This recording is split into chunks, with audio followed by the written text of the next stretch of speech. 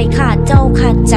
เหมือนกับคนเป็นบ้าอยู่สีธัญญาได้แต่นั่งละเมอเพ้อฝันไปไกล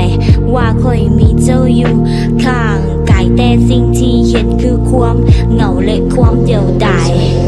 ความรู้สึกมันเหงาที่คอยต้องมาประเสริญกับความเป็นจริงที่คอยบ่มีเจ้าไว้ให้กอดคือกับมือนั้นที่ได้ฟีเจอริ่งกันเตือนเศร้าขึ้นมาเจ้าเป็นเพียงแค่ปริศนาคือกับแพ้ใจที่มันปล่อยผ่านตามกาลเวลามีเจ้าอยู่มันคงจะดีเพราะทุกวินาทีอยากให้มัน slowly เหงา